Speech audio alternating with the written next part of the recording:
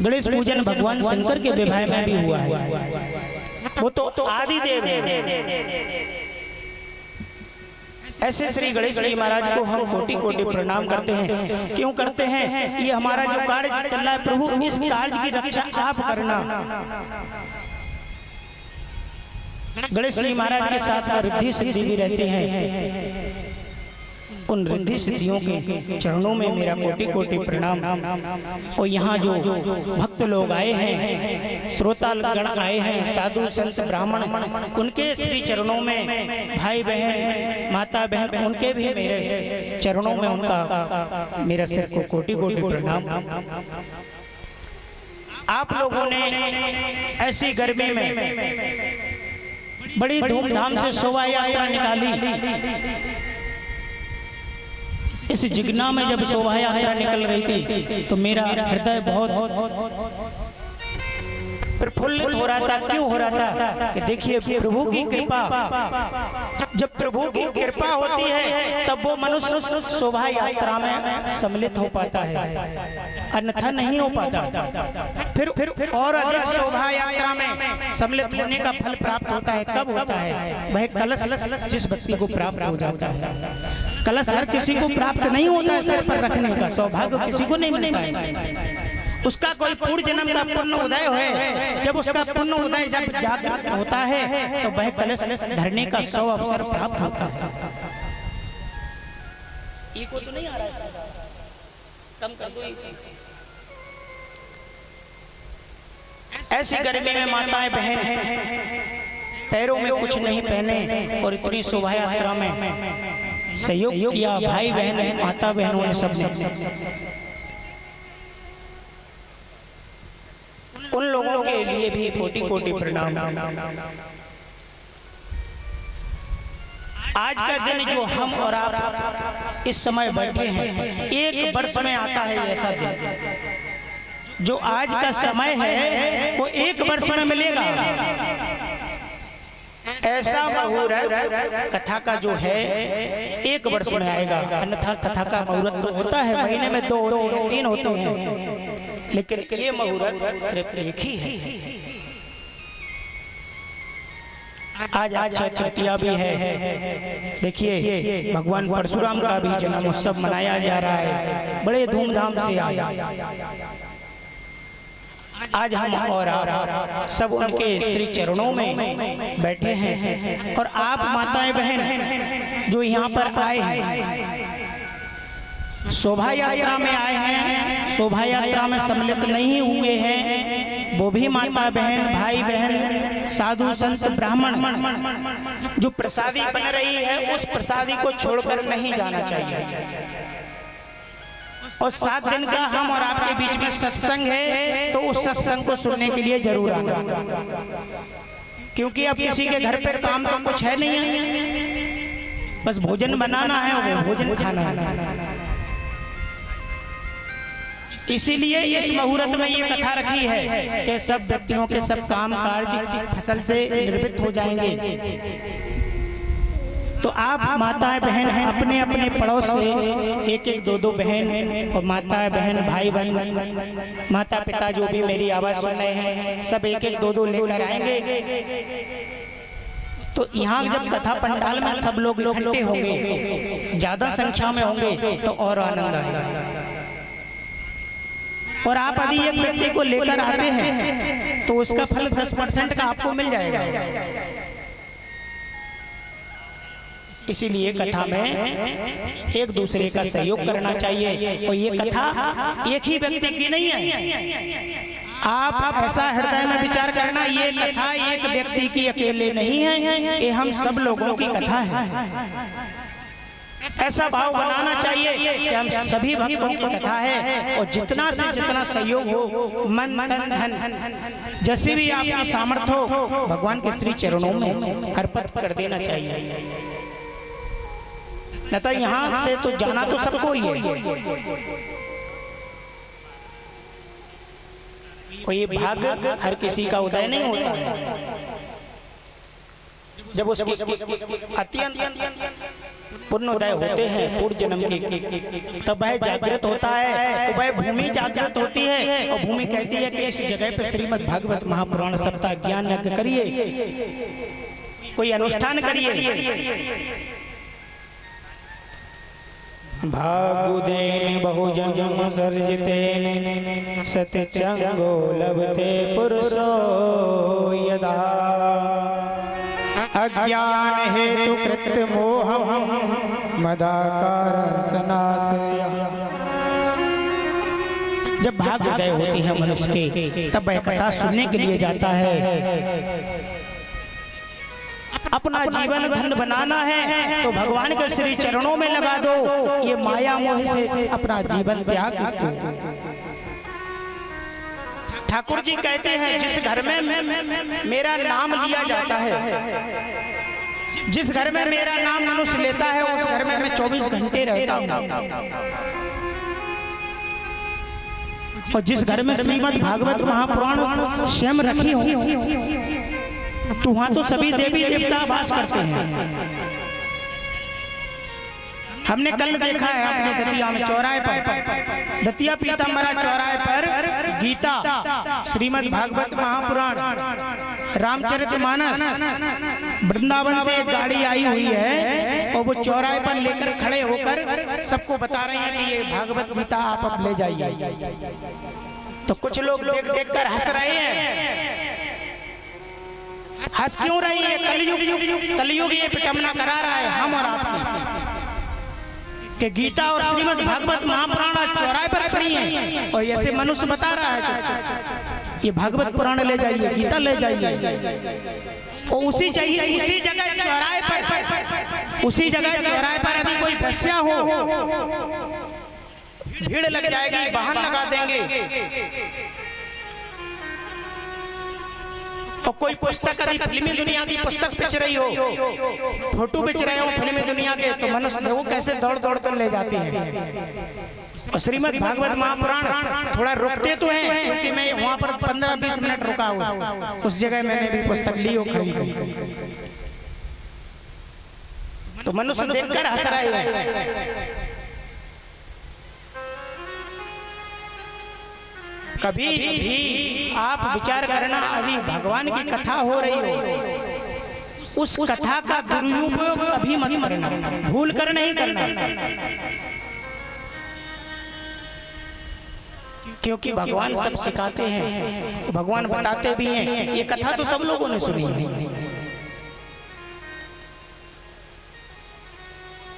सब लोगों ने कथा सुनी है, लेकिन कथा मन में नहीं उतारते हैं, चिंतन नहीं करते हैं। आप विचार करना, कथा आप यहाँ सुनोगे, यहाँ पंडाल में कथा सुनोगे, जाते जाते डांग वगैरह की मोड़ तक पूरी कथा छूट जाएगी।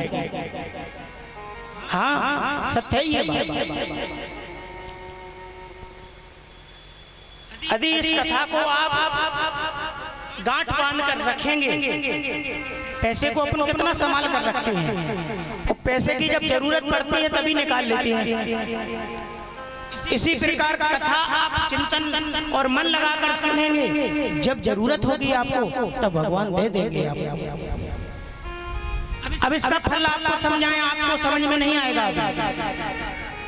जरूरत कब पड़ती है? जब मनुष्य संकट में होता है, तब कहते हैं कि भगवान ने रक्षा करी हमारी। कहीं जा रहे हैं रास्ते में, कहीं भगवान ना करे किसी के साथ एक्सीडेंट हो जाता है, धोखे से हो जाता है, और कहीं वो मनुष्य बच जाता है, तो भगवान की कृपा मानकर अपन क्या कहते हैं, भगवान ने बचा लिया, माता पिता के पूर्वजों ने बचा लिया। ये हमारे पिताओं का आशीर्वाद है, माता का आशीर्वाद है। तो जब भागोदय होते हैं तब ये कथा सुनने को मिलती है, वरना जीवन तो हम और आपका कंडा पाथते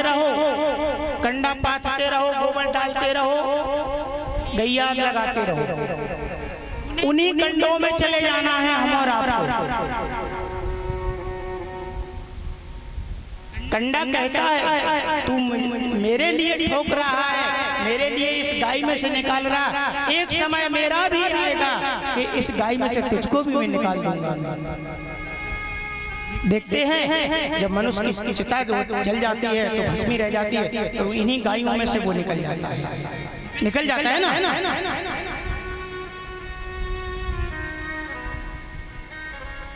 आप लोग अधिक से अधिक संख्या में आएंगे, आपके जीवन की कथा कहूंगा मैं। जीवन में क्या गुजर रहा है, क्या होने वाला है, कथा बहुत सुनी होगी आपने ठाकुर जी की कृपा से। और मैं तो छोटा सा बालक हूँ, जो आप हमको प्रदान करेंगे, सेवा देंगे, वो मैं आपको हाजिर करूंगा। ऐसे भगवान को कोटि कोटि प्रणाम करते हैं, नमन करते हैं। परमात्मा क्या है? परमात्मा हर जगह है। भगवान कहते हैं कथा कैसे सुनना चाहिए। श्रोता पूछते हैं साधु संतों से कैसे कथा सुनना चाहिए प्रभु, कथा का हमको ज्ञान बताइए। कथा भूखे रहकर कथा सुनना चाहिए। संत से भक्त पूछता है प्रभु ये बताओ भगवान की कथा भूखे हृदय से सुनना चाहिए कि भोजन करके सुनना चाहिए? तो भाई संत भगवान कहते हैं कि जैसा आपका मन बोले, जैसा आपका मन सामर्थ्य हो, व्रत रखकर आप कथा सुन सकते हैं, फलाहार करके कथा सुन सकते हैं, घी पीकर भी कथा सुन सकते हैं, दूध पीकर भी कथा सुन सकते हैं, फल खाकर भी कथा सुन सकते हैं। लेकिन आज के समय में घी ही नहीं मिल रहा है। घी है कहीं ओरिजिनल, अब तो पैकेट पे लिखा है शुद्ध देसी घी, क्योंकि अब सिर्फ नाम ही बिच रहा है। तो शुद्ध घी खाए तो पचना नहीं है आज के समय में।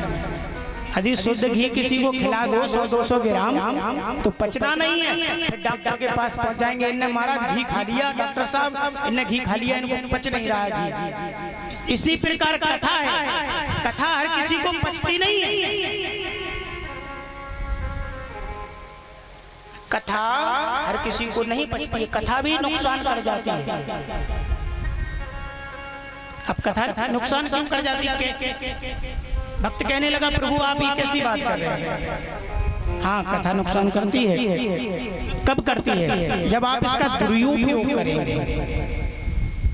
कोई भी वस्तु हो अपने घर में, जब आप उसका ज्यादा दुरुपयोग करोगे तो वो नुकसान देगी। कथा का चिंतन करना चाहिए, कथा का मन लगाकर भजन करना चाहिए।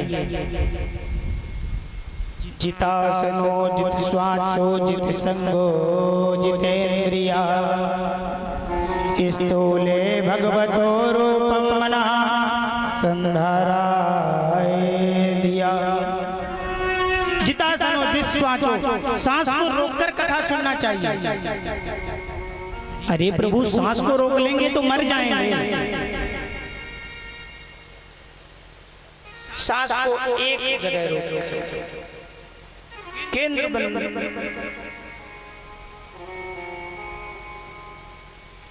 आज भगवान उपदेश दे रहे हैं। एक आसन के बैठकर कथा सुनना चाहिए। जितासनो जिस श्वासो जिस संगो जितेंद्रिया, अपनी इंद्रियों को जीतो, इंद्रियों पर दमन करो, क्योंकि इंद्रियां भी इधर उधर भागती रहती हैं। मन दो होते हैं, एक तो कथा सुन रहा है और एक सोच रहा है कि हमने कहीं ताला नहीं लगाया प्रभु, कोई चोर ना घुस जाए। होता ना? अरे जी हम ताला भूल गए, क्या करें, अब हम तो जा रहे हैं। होता ना? ऐसा ही होता है।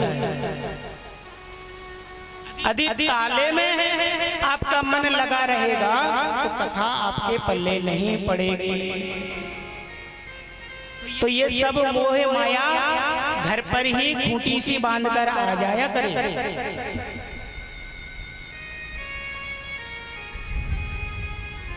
और अपने बच्चों को शिक्षा दिया करे। कथा हो रही है, बच्चों को कथा में लेकर आए। जब आप धर्म से जुड़ेंगे तभी आपके बच्चे जुड़ेंगे, अन्यथा नहीं जुड़ेंगे। तो मन को जीतना है तो प्रभु के श्री चरणों में मन को लगाना है। ठाकुर जी महाराज कहते हैं यहाँ कि जो मेरे समीक्ष रहता है, मेरे श्री धाम में आता है, मैं उस पर अधिक कृपा करता हूँ। और आप विचार करना, जब आप घर को जाते हैं तो भगवान का चिंतन करते करते जाते हैं, तो घर में जब कार्य में लग जाते हैं तो सारा भगवान का नाम भूल जाते हैं, फिर वही मोह माया हम और आपको जकड़ लेती है। इसलिए भगवान का चिंतन करना चाहिए। बोलिए वृंदावन बिहारी लाल की जय। हमें पता है सब लोग भूखे हैं, और जैसे आप हैं वैसे ही हम हैं। और हमें तो 6:30 बजे निकाल लो, राम प्रसाद भैया ने बोले महाराज 6:30 बजे आ जाओ, 7 बजे कलश यात्रा हो जाए। क्या करें, भक्त के बस में है भगवान। लिखा है ये कि भक्त यदि बुलाता है तो उसी समय क्षण पहुंचना पड़ता है। इसी प्रकार भगवान भी भक्त के बस में है।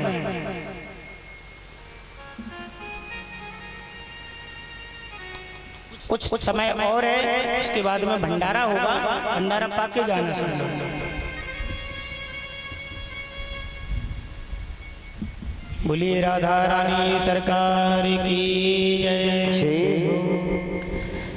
आइए एक बार भगवान श्री राम जी के चरणों में, श्री हनुमान जी महाराज के चरणों में कोटि कोटि प्रणाम करते हैं, नमन करते हैं। श्री राम जय राम जय जय राम, श्री राम जय राम जय जय राम।